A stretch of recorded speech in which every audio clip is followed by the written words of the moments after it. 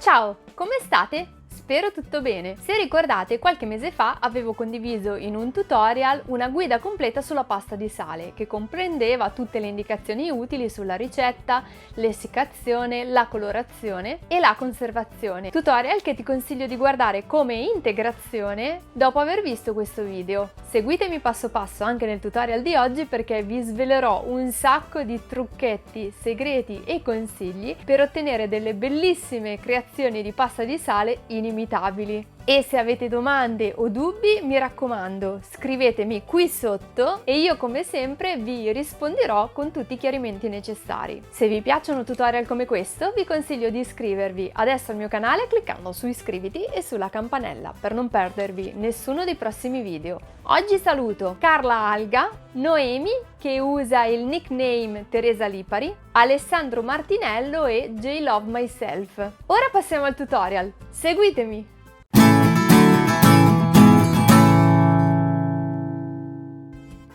Iniziamo con alcune dritte sugli ingredienti principali della pasta di sale che sono farina, sale e acqua. Ormai sappiamo che per creare l'impasto della pasta di sale serve la farina raffinata, cioè la classica farina bianca. Si può utilizzare sia la farina 00 che la 0, ma quest'ultima è meglio perché si formano meno imperfezioni nelle creazioni. Si possono usare anche altre farine, ad esempio quella integrale o quella di segale, ma il diverso contenuto di glutine può modificare sia la consistenza dell'impasto che prolungare i tempi di asciugatura. Passiamo al secondo ingrediente fondamentale che è il sale.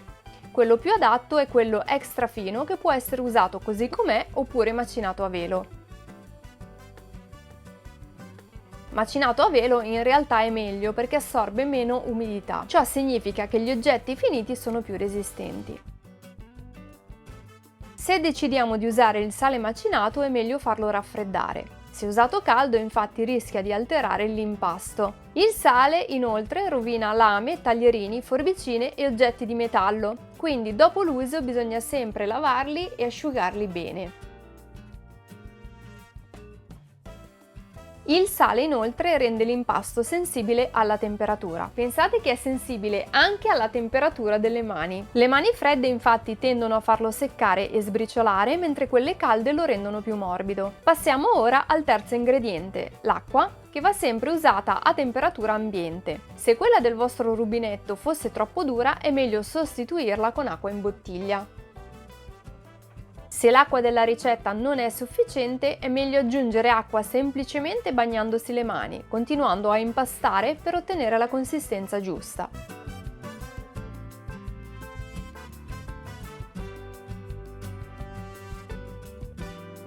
Ci sono diverse ricette per fare la pasta di sale, io ne conosco almeno 3. Oltre a quella che vi avevo mostrato nella guida completa, ne conosco una seconda nella quale bisogna miscelare 1 chilo di sale e 1 chilo di farina con mezzo litro di acqua. Nella terza invece si usa una tazza di farina, una tazza di sale e mezza tazza di acqua.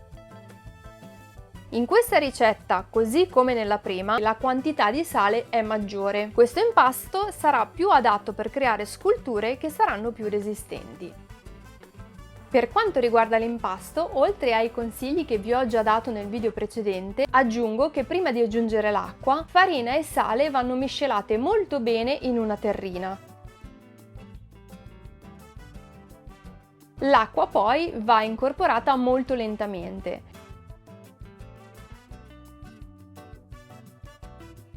Con questo accorgimento si riducono di molto le possibilità che si formino crepe durante l'asciugatura. Sarebbe sempre meglio preparare la quantità di impasto necessaria per l'utilizzo immediato. In ogni caso non metto mai l'impasto avanzato in frigorifero perché tende a indurirsi. Quando riprendo in mano l'impasto, prima di procedere con le creazioni lo lavoro per qualche minuto per renderlo più morbido e omogeneo. A parte poi tengo sempre pronta all'uso una miscela preparata con 30 g di sale macinato e 20 g di farina. Infatti la pasta con il tempo tende ad ammorbidirsi. Prima di usarla aggiungo poco per volta una nuova miscela di farina e sale, impastando alcuni minuti per ottenere la consistenza iniziale. Per aggiungere la miscela di farina e sale sul piano di lavoro mi aiuto con un colino, in modo da stenderne solo uno strato sottile e omogeneo.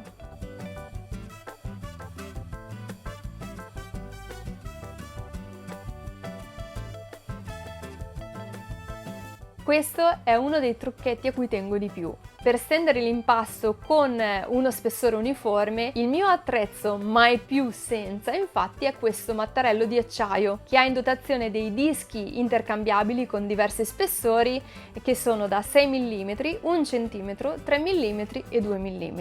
Con questo mattarello si ottengono delle lastre di pasta di sale veramente belle e uniformi.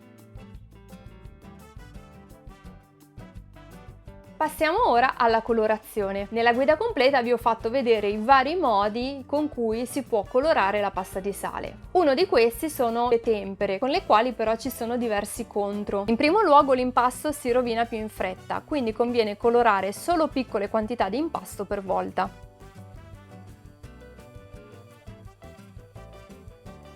Inoltre si asciuga più velocemente, quindi va manipolato a lungo prima di poterlo usare.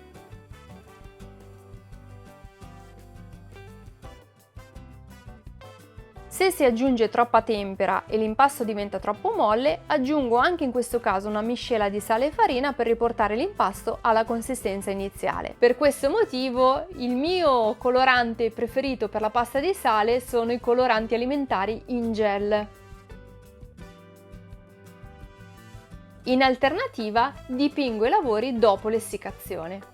Eccoci adesso a uno dei punti più delicati a cui bisogna prestare particolare attenzione quando si lavora la pasta di sale. Sto parlando dell'essiccazione. I lavori in pasta di sale possono essere essiccati sia all'aria che in forno, anche se all'aria ci mettono molto di più. Pensate che in media ci vogliono 24 ore per ogni millimetro di spessore. D'inverno però, quando i caloriferi sono accesi, faccio asciugare le mie creazioni più piccole sul calorifero. Per ridurre il rischio della formazione di crepe, quando asciugo le mie creazioni in forno faccio dei piccolissimi fori con un ago sul retro del lavoro. Se le creazioni sono molto grandi, dopo una prima fase di asciugatura di almeno 3-4 ore, si può alzare la temperatura del forno fino a 75 gradi senza rischiare che si formino crepe o bolle. Per evitare che si formi condensa che potrebbe rovinare le creazioni in pasta di sale, tengo aperto lo sportello del forno per 10 minuti ogni mezz'ora. Lasciando la pasta di sale al naturale invece si possono ottenere delle bellissime creazioni color del pane. In questo caso le lascio in forno a bassa temperatura per un paio di ore, poi aumento di 20 gradi ogni mezz'ora fino a raggiungere i 150 gradi. In questo caso però è meglio coprire le parti più piccole con della carta stagnola per evitare che si possano bruciare. Per agevolare lo spostamento delle creazioni conviene appoggiarle direttamente su una teglia rivestita di carta da forno. E ora arriviamo all'incollaggio. È importantissimo ricordarsi di non incollare mai le parti, una volta asciutte, con colla vinilica. Rischia di essere assorbita e quindi può arrivare a rovinare i tuoi lavori. Le alternative efficaci per incollare gli oggetti e i supporti sono colla a caldo, colla tipo Attack, colla universale forte, silicone trasparente che è molto utile per incollare gli oggetti al vetro e sulle superfici non porose. Arriviamo al trattamento finale con le vernici protettive, che vanno stese solo quando il lavoro è completamente raffreddato perché se no la vernice si staccherà. Sono da preferire vernici opache per legno o per sughero. Questi quindi sono i miei 30 trucchetti segreti e consigli per lavorare al meglio la pasta di sale e per ottenere dei risultati strepitosi. Per la verità avrei molte altre dritte da darvi e che riguardano ad esempio le ricette. Magari sapete già che ci sono delle ricette nelle quali si possono incorporare altri ingredienti come orzo, caffè, spezie, cacao, eccetera. o anche additivi come colla vinilica e colla in polvere da parati. Fatemi sapere qui sotto nei commenti se magari volete conoscere anche quelle ricette con le quali si possono ottenere delle bellissime creazioni natalizie, magari anche un po' rustiche. Io vi ringrazio tanto per aver guardato il video fino a qua e spero di avervi fatto un po' di compagnia. Spero anche che questi trucchetti sulla pasta di sale vi siano utili. Fatemi sapere qua sotto se li conoscevate già e anzi, se ne provate qualcuno fatemi sapere qua sotto com'è andata. Io vi aspetto anche su Facebook e su Instagram, dove condivido progetti e lavori che non trovate sul canale YouTube. Se questo video vi è piaciuto lasciatemi il vostro like, iscrivetevi al canale e soprattutto condividete per favore il mio video sui social con le vostre amicizie e noi ci vediamo alla prossima. Ciao!